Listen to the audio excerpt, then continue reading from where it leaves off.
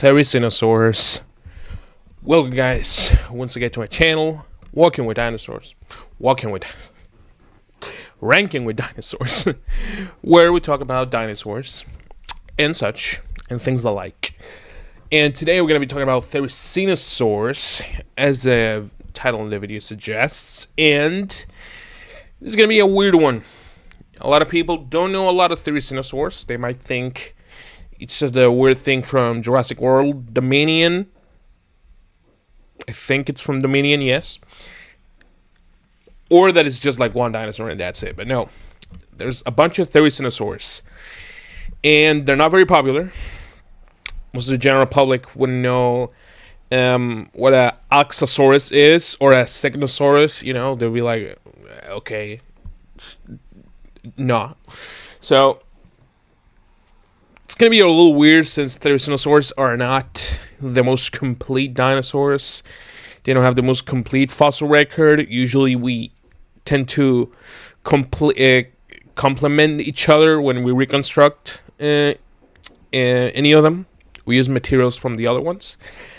So completeness is, although it is a factor that I usually take into account, it's not going to be the deciding factor in this one. So I'm going to take into account other things. I don't know which ones are going to be, since I'm doing this on the fly, so yeah, Therizhinosaurus. ALXASAURUS. So we're going to be starting with ALXASAURUS, a Therizhinosaur from early Cretaceous of Mongolia. And yes, again, like the Ankylosaur video, Therizhinosaurs are very endemic to a certain part of the world. You know, they have a little bias towards Mongolia, where they are mainly from. However, not the only continent. Mongolia is not a continent, but from the Asian continent.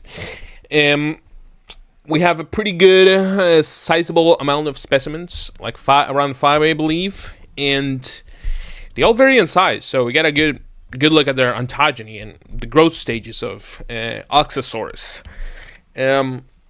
These guys sit like right outside Therizhinosauroidea, which means they're like one of the most basal members. Pretty similar to another Therizhinosaur that we're going to be seeing, SEGNOSAURUS. They share some similarities, but you know, by being from different time periods and differing in some morphological aspects, they are paleontologists are pretty confident that they're different animals, different genera. And I mean, they got a pretty while being basal, they do share most characteristics with other Therizhinosaurs, like the beak, their beaks, which makes them not 100% herbivores, but you know, it suggests this diet, and also their pretty large gut. This is something Therizhinosaurs all share as well. This contributes to their herbivorous diet, since usually herbivores have these big guts to process all that plant material. Also, something really interesting is that they thought these guys were like early sauropodomorphs, or like a lost lineage of sauropodomorphs, which they're clearly not. They're theropods, but you know, their feet were very convergently similar. So we'll leave it at that. ALXASAURUS, it's not very, very big. So I want to say, I'm going to start with B tier. I want to say C, but I'll go B tier for now if I change it.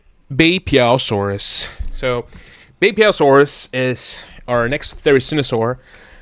Also from early Cretaceous. You know, Therizhinosaurs are from the Cretaceous. But this one's from China, not Mongolia.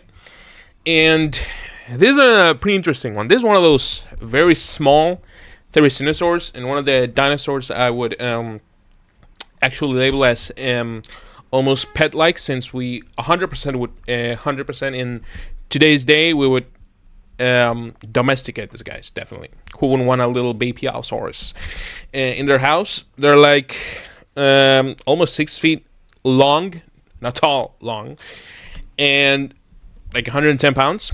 So believe me, in Therizhinosaur numbers, that's fairly small. So it's It was also one of the first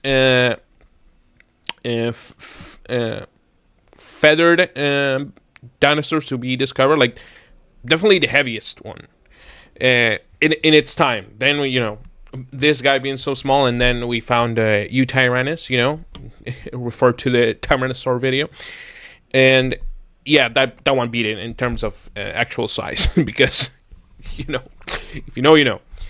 But BEIPIAOSAURUS being small and being feathered just gives us a lot of insight into the Therizhinosaur family, since they are derived Coelurosaurs, which is where Tyrannosaurus are from, Dromaeosaurs, ALXASAURUS, Ornithomimosaurs too, are all Coelurosaurs.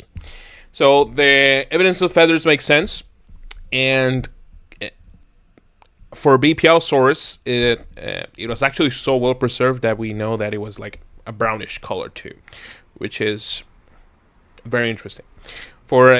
It's so very fascinating. I don't know how they do it. I know there's explanations on all this, but the fact that we can tell colors from fossil imprints of feathers is insane to me. It's an insane concept. So BEIPIAOSAURUS, aside from having actually a shorter neck than most Therizhinosaurs, it's so adorable. I'm gonna put an A tier. I love BEIPIAOSAURUS. ERLIKOSAURUS. So we're gonna be following our journey in the Therizhinosaur phylogeny tree with ERLIKOSAURUS, a Mongolian Therizhinosaur. Again, Mongolia mentioned twice already. So ERLIKOSAURUS is one of those important Therizhinosaurs, since, as I told you, we don't have a lot of fossil material for Therizhinosaurs in general. They're usually very fragmentary. Like, for example, when I said earlier that we have 5 specimens, there's not a lot of those 5 specimens, but we know there were 5 different ones. So, ERLIKOSAURUS, we have one of the only ones that we have a complete skull, which is very important for our anatomy of Therizhinosaur. And we can see they were, compared to their bodies, those were small skulls. Like, small skulls on top of long necks, you can already tell why they thought those were like sauropodomorphs. So they had these well-developed beaks that were used to strip leaves, very small teeth, and had this method of just stripping leaves from branches and stuff. So they were probably doing all that all day, since these guys were pretty big, and they had, as I mentioned before, really large guts for processing food. ERLIKOSAURUS wasn't one of the biggest ones. It was actually one of the smaller ones, but at 11 feet long, like, you can already see why BEIPIAOSAURUS is like half the size of that. So from the actual skull, we actually from CT scans, where we scanned the actual skull of the animal to give us a good idea of what's inside. We get some interesting insights, since by being Coelurosaurs, having, first of all, being theropods, and their ancestors were primarily predators, so they did inherit some of those predatory senses, like good smell, good hearing, good vision. But again, they were probably using it more for like self-defense, in a way, like good vision for detecting predators, and good smell for knowing where a place is like good to just stay and not being in danger. So that's pretty cool, coming from a group of mainly herbivorous animals. So ERLIKOSAURUS, very important, and we actually know a lot of Therizhinosaurs by ERLIKOSAURUS, so I'm gonna put it in A tier. FALCARIUS. So for FALCARIUS, this one is actually really interesting. Like, Therizhinosaurs in general, insanely weird for theropod standards, but FALCARIUS is weird in that it does not look like a Therizhinosaur. What do I mean? It looks like a weird ornithomime, is what I'm trying to say. So it's like, what it probably is a transitional form between their typical theropod-like build to our Therizhinosaur known build of their bodies, basically. Since For example, their pelvis actually looks more like a theropod pelvis instead of, facing the other way. I think that's called a propobic pelvis. Don't quote me on that. And they actually have the three-toed feet. So Therizhinosaurs stand on their four toes, unlike theropods. And, other theropods, ornithomimids, tyrannosaurs, Carcharodontosaurus, dromaeosaurs.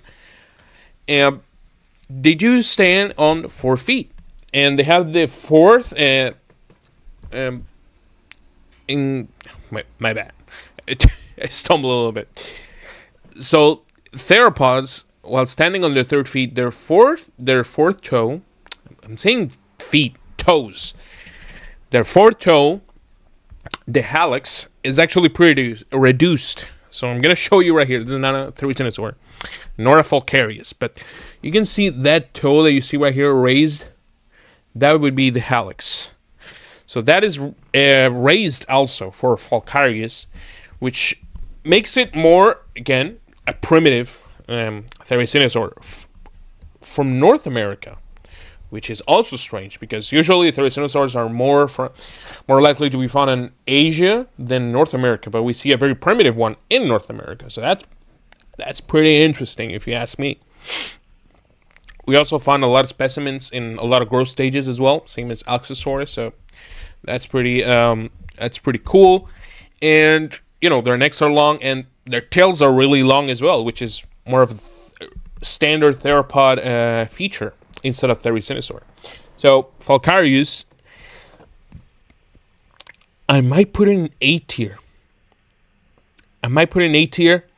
It's getting a little crowded, so I'm gonna push BEIPIAOSAURUS to S tier. It's adorable, so that's gonna be pushing it, because Falcarius I don't want to put it at the same level as ALXASAURUS. SEGNOSAURUS. So we're gonna be going with SEGNOSAURUS this time. Again, Mongolia. This is called a slow lizard. Now, I can imagine why Therizhinosaurus would be slow, but you don't have to call him that. It's bright. They got theropod brains, which are a very intelligent brain, so don't call him slow. But no, yeah, SEGNOSAURUS, again, from Mongolia. And with that, I want to touch on the fact that so many Therizhinosaurs are found in Mongolia. Different ones, which means there was probably some type of niche partitioning, which means they were feeding on different things, or they preferred eating different things. The SEGNOSAURUS primarily lived with ERLIKOSAURUS and Enigmasaurus. That's another Therizhinosaur. And yeah, they lived in the same area, Mongolia, around the same time. So they were probably eating different stuff, but that's not like 100% confirmed. It's a theory that we have. So the tip of the jaw. So the tip of the jaw was actually toothless, and we can see that it only had 24 teeth, which is actually quite a little for Therizhinosaurs. One of those that had the fewest teeth. And actually found some nests which are attributed to SEGNOSAURUS. And we could see that they were by themselves. So no parents were present at this nest. They went to buy some sauropod milk and they did not come back. So they were probably by themselves since they were little. Which, another feature of Therizhinosaurs, if you don't know Therizhinosaurs, is that they had huge claws. Which, for little babies, well, they were small for babies, for claws in general. I wonder if they used it to climb trees. That's a good observation right there, if I say myself.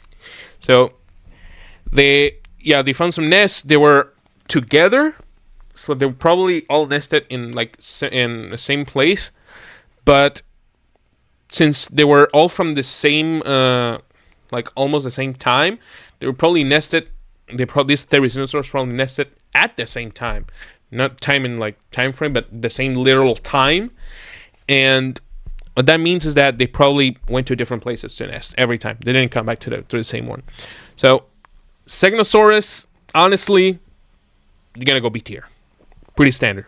Nothronicus. So this is one of those older Therizhinosaurs that are very popular. They're from North America, and we got two species. One from Utah, and one from New Mexico. I can't remember which one was the largest one, but it's just by a tiny bit. It's like details. So these guys were found almost like a couple individuals together, and we can tell. How do I say this? Like with the CT scans from the other Therizhinosaur, and the fact that these ones were found together-ish, like in the same area, and there are some from SEGNOSAURUS. We did find some nests that were together. We can actually take some theories again, just some theories, some well-elaborated theories that this Therizhinosaurus might have been complex, had some complex behavior, as not herding, but as groups. I would dare say, like these were like fairly big, herbivorous dinosaurs that were, I don't want to say defenseless, since those huge claws are like, they could do some serious damage. However, if you break those claws, that's dunzos for you. Those are mostly, I would say, for intimidation. Those big claws, if you're asking. If you're wondering, like, yeah, those might have been used to, just slash over some nasty predators. I mean, technically they could, but if they could avoid it, they probably would.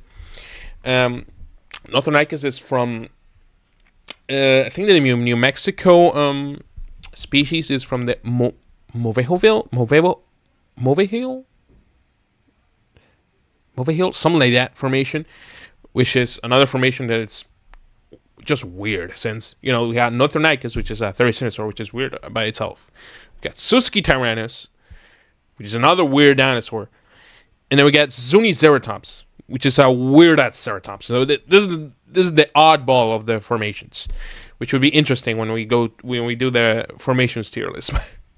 So, Nothronicus, I'm gonna put an A tier.